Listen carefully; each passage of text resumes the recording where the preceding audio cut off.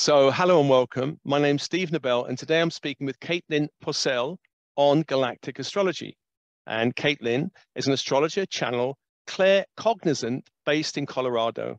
And she spent the last 12 years in sales and leadership across the technology industry while studying the deeper arts of the divine and astrology and working with her sovereign divinity, the other dimensional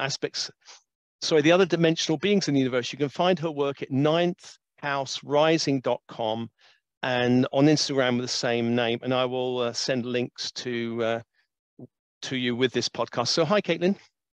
Hi, Steve. How are you today? Good, thank you. We're in the lovely Leo warming, your kind of birth chart zone. So we have all this lovely warm Leo coming through. What would you say about this time, this Lionsgate that we're approaching, which is pretty intense, isn't it, for most people? Yeah, it absolutely is. I mean, this has been such an interesting astrological adventure over the last couple of years. You know, Mary Magdalene's really nature and energetic codes started streaming in January of 2022. And then this year, July 22nd, 2023, we had Mary Magdalene's feast day that fell on the day that Venus went retrograde. And a Venus retrograde in Leo is all about evaluating what we love and what we value, and really who we're going to help stick around. And this week also, we had the nodes change signs. The nodes are the poles of the moon, and they really show us what we're releasing and what we're moving towards as a collective. And so the South node moved into Libra, which is where your sun is, Steve. And then the North node moved into Aries, which is where your moon is. So this will be a particularly activating 18 months for you, Steve. But those switching of the nodes only happens every 18 months or so. And so as a collective, we're moving through these themes of moving towards Aries, that fiery passion, activating mentality and codes, and releasing some of those Libran themes, clearing out our communities, who's really with us, who's sticking with us, who's harmonizing and bringing justice to our lives. So a really exciting week here. And all of that is leading up to the Lionsgate portal, of course, the 8/8 portal. We have some of the strongest solar flares we've had on record have been happening, and those come to a huge peak on 8/8. So it's a really beautiful time for especially your work, Steve, which is so dedicated to the ascension of all of our souls here. It's going to be an exciting time. Thank you. Yeah, I always find Lionsgate a bit too intense for me. I kind of I just had cups of tea ground. I mean, I do put stuff out for the collective on it, but I try my best to be as grounded as possible, because I find otherwise I get fried a bit. Absolutely, which makes sense. I mean, we're going to talk a little bit about your galactic astrology chart today, Steve. And when you look at it, it is one of the most complex charts I've seen. And the more conjunctions and sextiles and trines and oppositions you have with these greater constellations across your astrology chart, the longer you've been here, the longer your soul has been across our galaxy. And so, you know, you have such a galactic energy. You have so much, so many relationships with those higher dimensions. Anything that greatly affects your physical body is going to feel super intense for you, because you're so keyed into what's happening across our galactic energy fields. Yeah, I think tea is probably, I just been for tea before we had a chat. I thought tea in the rain, calm me down in this Leo season. Well, what's the difference between classic or modern Hellenistic astrology and the galactic astrology you work with? Oh, it's a great question. You know, the classic astrology that people are used to, my sun's in Leo, my moon is in Capricorn, that only looks at the 7 to 9 planets that are in our solar system, maybe some of the asteroids, but it's a relatively focused astrological chart. When we look at your galactic astrology chart, we're looking at the relationships between the sun, Pluto, all those same planets. But what was their relationship to some of the strongest and most impactful and most powerful constellations across the Milky Way? Because we can see through the conjunctions and sextiles and all these relationships between Pluto, Neptune, Uranus, Moon, your ascendant, the sun, we can see your galactic history through the Milky Way, we can see the different factions of extraterrestrial species that are helping you, or perhaps have opposed you in past lives that you're removing karmic relationships to. That can all be seen in the galactic chart. So it's the relationships between those planets you know so well and the relationships they have to some of these major constellations. Oh, wow. And what does it tell you about someone? I mean, you know, people know their sun gives them a Leo as a warming nature, or Libran is diplomatic. Is this the kind of information you're getting still earthly, practical, or is it just kind of like you have connections with there and there? Can it be translated for them? It absolutely can. I mean, if you think about Pluto, Pluto is typically where our birthplace was in the Milky Way. It shows us our soul's entrance place into the Milky Way, sort of the first challenge that you took on as a soul. And that's all about divine will and your transformational power. And so being connected to certain star systems, for example, you have a really interesting sextile to the Galactic Shapley Attractor here. That is talking about your ability to guide and your ability to transform people and your ability to embody your true soul's essence. Those are all things that you can implement into your daily life. And you have, I mean, all of us who are fans of your work through this entire reading are just going to see Steve all over this. And you can see this the same way you would see Saturn, you know, in a certain house, in a certain sign, and you could apply that to your earthly life. Yeah. Are there Arcturians in here? Are there insectoids in here? Absolutely. But the lessons, the themes, the historic experiences can absolutely be applied to day here on Earth. Wonderful. Well, I'm the sacrificial lamb, the sacrificial virgin or something. So I'm on the altar of having a reading. So give people an idea of what could be expected in a galactic reading. So what wonderful or embarrassing things have you found? No, it's actually really amazing. So I always like to open my readings, Steve, with a few questions, because I do a lot of intuitive work. You know, we bring in the Akasha and we really talk to your guides throughout these readings. But I like to just start with your earthly consciousness. What do you have awareness of? And these are interesting questions for you because you work with so many of these collectives. The first of which, do you have any indications or inclinations on the star nations that are supporting you in this lifetime? If you were to say 2 or 3. I am constantly pulled to Sirius. But I also feel a very strong support from Arcturus. They're the main, I mean, Pleiades is also very draws me, but I think the Sirius and Arcturus is the ones which I feel strongest of help right now in the moment. Right now, I feel that help. Absolutely. Yeah. What about opposing you? Do any of those energies feel oppositional? I feel within Sirius and the Pleiades, I think there are some factions which feel like they may also be opposing groups. But also Orion is a very mixed. I remember when I first saw the Orion's belt, I looked at it, it looked like some kind of Star Trek Klingon cruiser. And I was like, it has a mixture of attraction, but also of like, I think something's happened there. So Orion possibly. Absolutely. Okay. And then here's my favorite one. Do you have any inclinations of sort of the origins of your soul? I feel Lemurian, but strongest is Atlantean, maybe because it's more traumatic, maybe in some ways. Egyptian, very strong. Greek, very strong. Roman, I'm still working through a Roman stuff because I feel a strong loyalty, which is very strange. I've been breaking old loyalties, but I still feel it to the Roman Empire. Wow. Also a very strong connection to shamanic tribal cultures. Yeah. So they're the ones. So yeah, the Roman one is the one that's been kind of perhaps the one that, well, Egyptian is light and dark. Greek, they're all kind of light and dark in a way, but the Roman somehow had this promise of hope and also this great darkness within it, which I haven't completely cleared, I don't think, in me. Wow. It's amazing. So I'm just going to give you an idea. We're going to start. I like to start from the furthest back we can go, which is typically Pluto. And again, that's, where we find our divine will and our transformational power. And you have a beautiful sextile to the galactic Shapley attractor here, which again is all about embodying your truest colors here on Earth.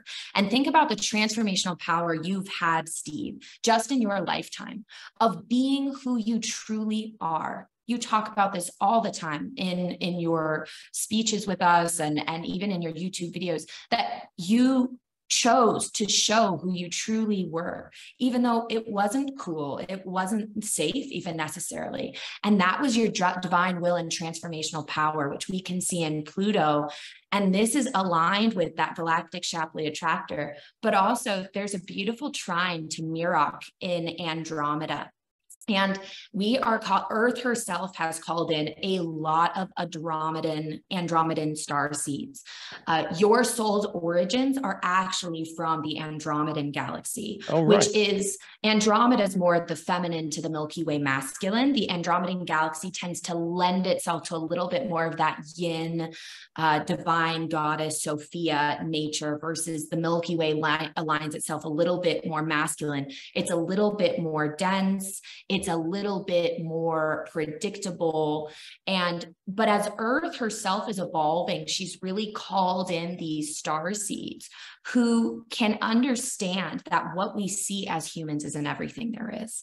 And so it's no surprise at all that you have been called here, not just now, but at various opportunities for ascension that we've had in the past that you've mentioned, right? Lemuria, Atlantis, Egypt, Greece, Rome.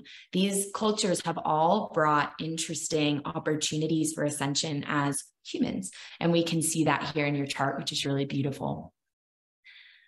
Okay, so I'm going to talk really quickly about Neptune, because I absolutely love Neptune. Neptune in your chart, in your natal chart, is actually in Scorpio.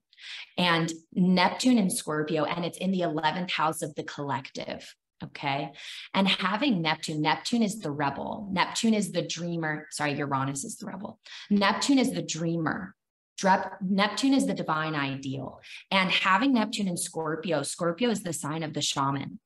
And so to have your dreamer self in the sign of the shaman, who is intense, mysterious, magnetic, but it's in the 11th house of the collective, Steve, you have been and are a shaman for us.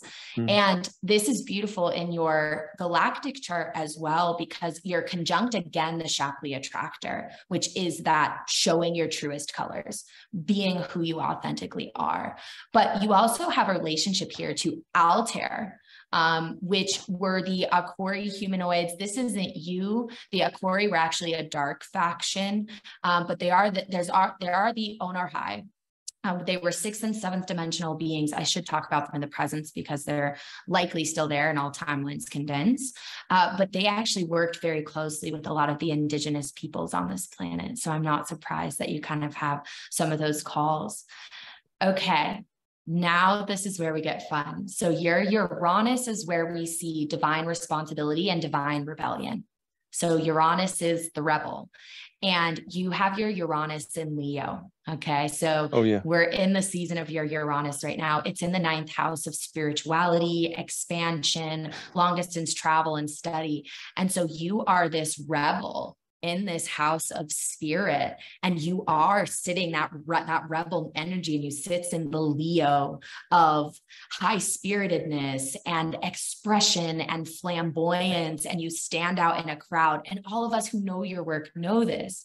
Well, in the galactic world, we can see a connection here to Regulus, which is actually the sign of Archangel Raphael.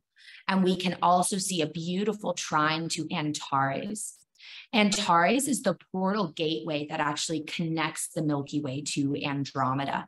And it leads really closely near the galactic center, which you call the central sun, in all of our meditations. And so these are a lot of mantis-like beings, but this is where you sort of picked up that portal from Andromeda to Milky Way is where you picked up sort of this divine responsibility and rebellion that, like, I will show people who they truly are. I will be truly myself.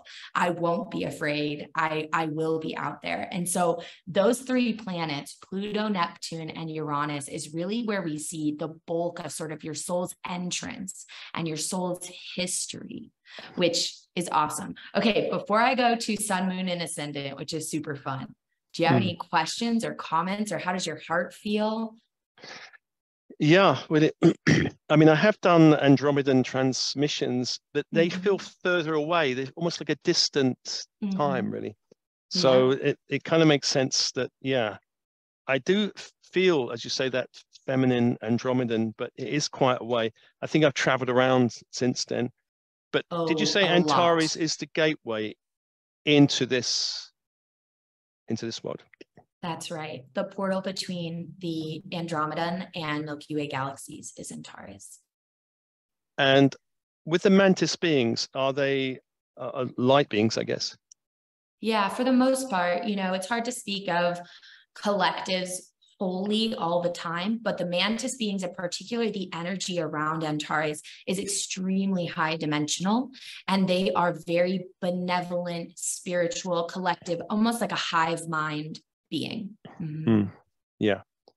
And Altar, these kind of dark factions in Altar, 6th to 7th dimension, but you said they've also been helping indigenous. Do you mean they're light and dark there? And some of the ones been helping indigenous peoples? So Altair, there's actually 3 different species of humanoids that have at least been channeled into the material that I used to do research, right?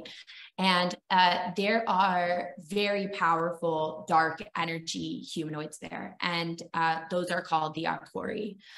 They have a lot to do with genetic manipulation and kidnapping and kind of Terran transformation and things that kind of lend themselves to alliances with darker star nations.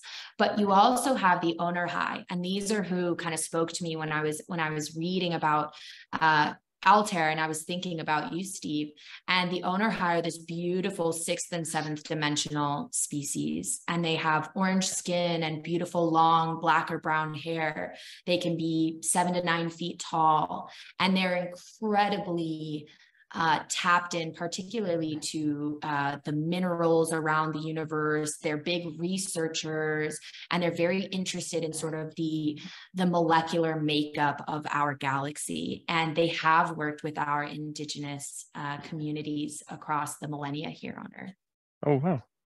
Thank you. Wow. Okay. That's great.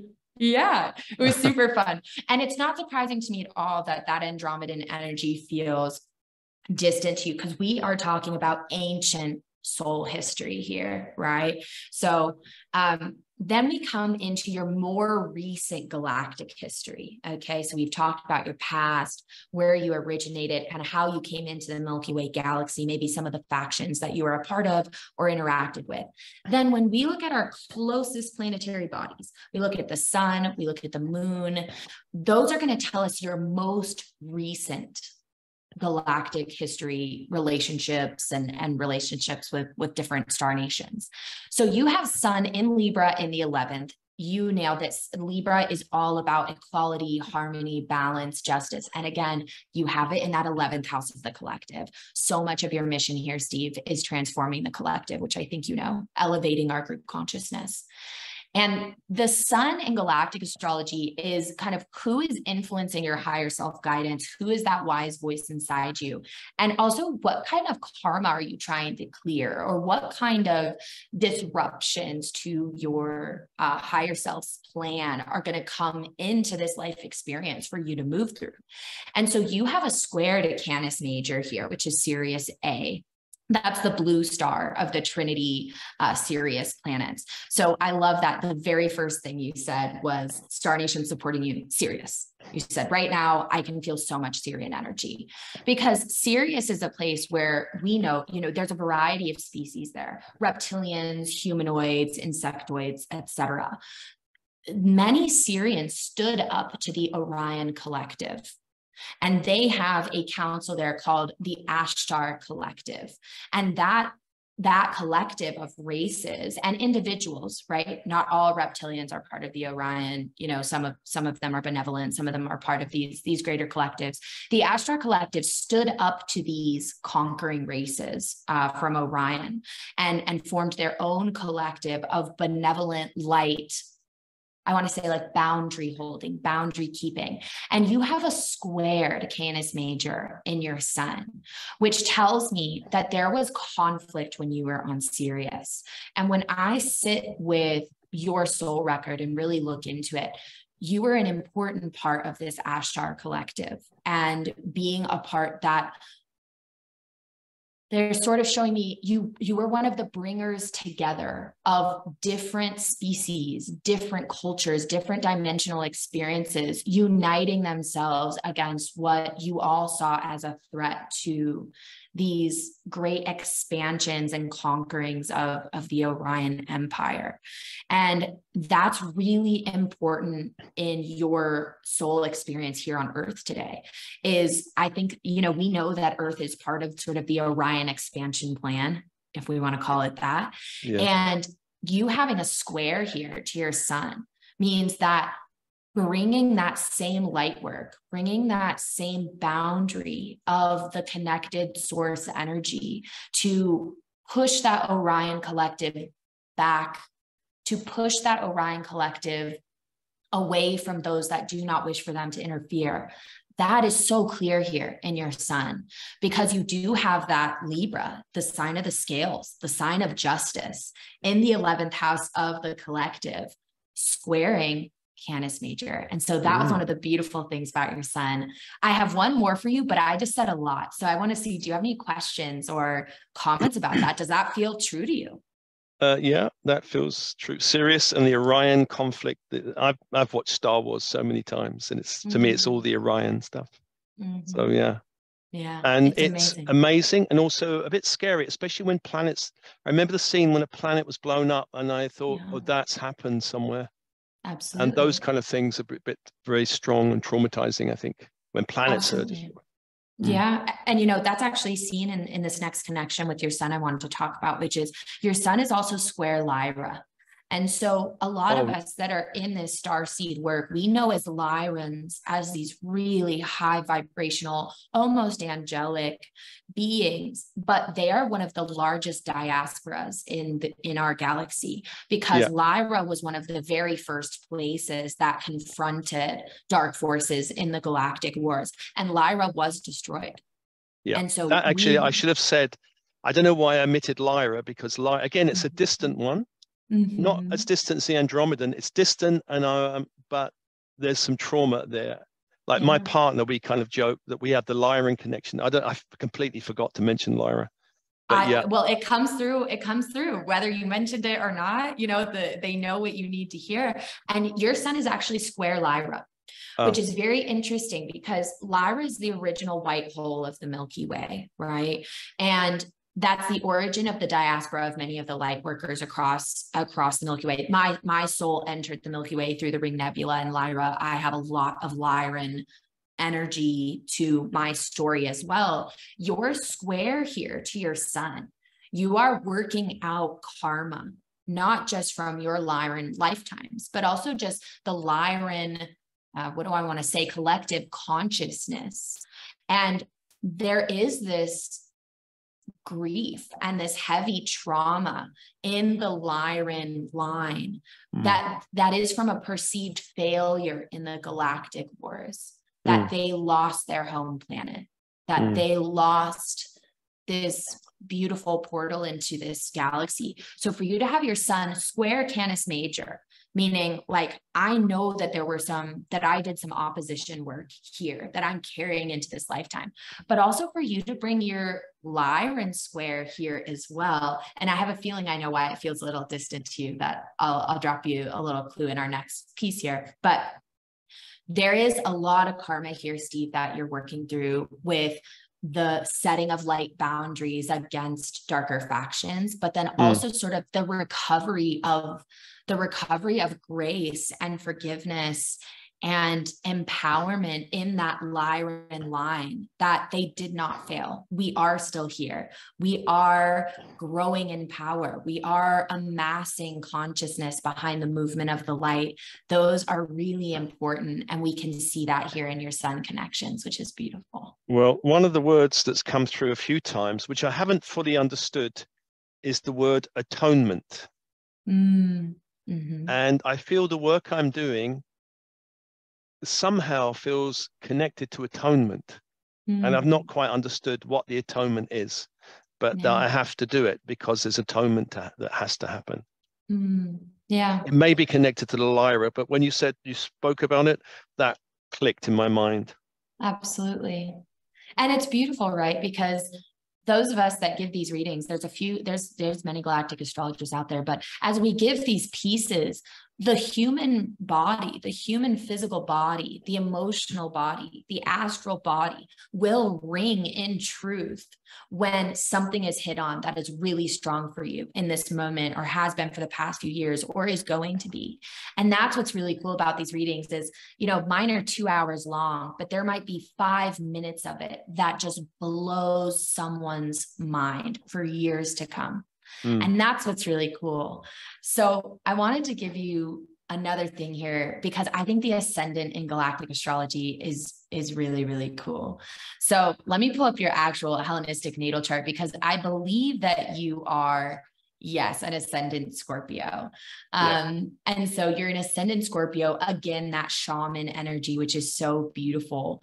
And so your ascendant obviously tells us how the world sees you, the behavior you show the world on the outside. And Scorpio is that sign of intensity, of transformation, of the shaman. But this is what's really cool. Star systems aligned with your ascendant tell us about your most recent soul connections, but it also can be an indication that we are linked to future galactic lives. So it can be sort of a glimpse into where our soul is going and some of the themes that will be in play. And so it's very interesting, because you have a relationship with your ascendant and Beta Centauri, which is in the Centaurus constellation. And I wanted to bring this to you and make sure I talked about it, because you talked about your connection to indigenous cultures. So there is a race in the Centaurus constellation, might not be the only one, but they're called the Apunians. And they were humanoid extraterrestrials. And they were the extraterrestrials that visited the indigenous cultures in Peru. Have you ever been to Peru? No, not yet. Would be interesting just to see. Now I want to pull even like your astrocartography chart and see like how many planetary lines you have running through Peru. But the Apunians were the humanoid extraterrestrials who visited Peru, and they followed very intensely the cosmic law of one. They were very light leaning, ascended beings. And so to have that Beta Centauri connection with your ascendant, it is how people receive you, Steve. They receive you as this higher dimensional being that is incredibly committed to the cosmic law of one on a soul level. But there's also the ring nebula of Lyra that is making a connection to your ascendant as well. And that's why I just wanted to give you that little piece, that the ring nebula, it's a nebula, it's not a planet, it's kind of the birth field of stars. And the ring nebula of Lyra has a lot of angelic energy, has a lot of angelic realm influence. And many of the angelic realm originated souls that come to the Milky Way to have a denser experience and learn what it's like to be a part of these more dense experiences, they will enter through the ring nebula. And I know from your beautiful meditation how often you work with the angelic realm. And so to have that ring of nebula of Lyra aligned with your ascendant, there is this beautiful story of how the world receives you and those energies that you bring in for the collective and for the rest of us to see you through, and also potentially where you're going, where your future galactic life will be. Oh, wow. Amazing. Yeah. Well, can I ask you, so there's Beta Centauri, is Alpha Centauri, so it's Beta and Alpha, isn't it? That's right. Because I've been drawn to do, well, the one I've been given is Alpha Centauri transmission. So that's the one of the ones coming next. What can you say about Alpha Centauri? So Alpha Centauri was actually the origin of the Apunian race. And so that expansion in their own constellation between Alpha and Beta, that whole Centaurus constellation actually sits in the energy of the Apunians. So your ascendant happens to be aligned with Beta Centauri. However, that Centaurus constellation as a whole, Alpha Centauri, Beta Centauri, they are all part of that Apunian collective, and that really that almost priesthood dedication, that priestly dedication to the cosmic law of one is really what comes through really strongly in the Centaurus constellation. Brilliant. Do they have connection with Lyra in the Centauri constellation? You know, it's not something that's come through really strongly. However, you know, it's hard to say where all the Lyran beings and that diaspora landed, because they did have access. Even if Centauri is on the other side of the Milky Way galaxy, they had such access to time bending and portals and dimensional travel that it's not unlikely at all that the Centaurus constellation might hold some diasporic Lyran energy as well. Wow. That's amazing. It's really I've got so much cool. notes here, but you're going to send me some notes as well, I think. So yeah, I'll send you big notes.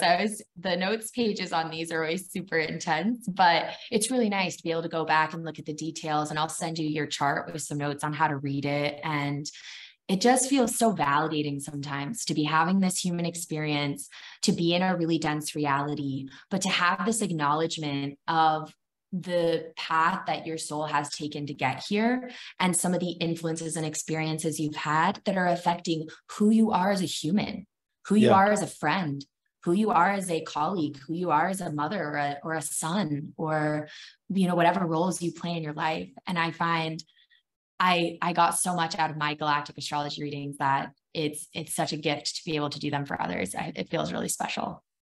Well, I hope people listening to this will be encouraged or inspired to connect with you at the 9thhouserising.com. And yeah, I mean, I think I've got something to think about for weeks ahead. I'll send it to my partner. She's very, very connected to Lyra, and so she'll be interested in what you've said about that, I think. And Caitlin, amazing. Thank you so much for chatting with me. And I didn't feel too bad being the sacrificial lamb, actually. Yeah, it wasn't too bad at all. There was not too much scary stuff in here. No, I'm kidding. There's never scary stuff. It all comes through in the language of light. And so it was so beautiful, Steve. Thank you for offering to let us read your whole chart and dive into these deep details. You are brave, and we're so grateful for your work, Steve. Thank you so much for having me.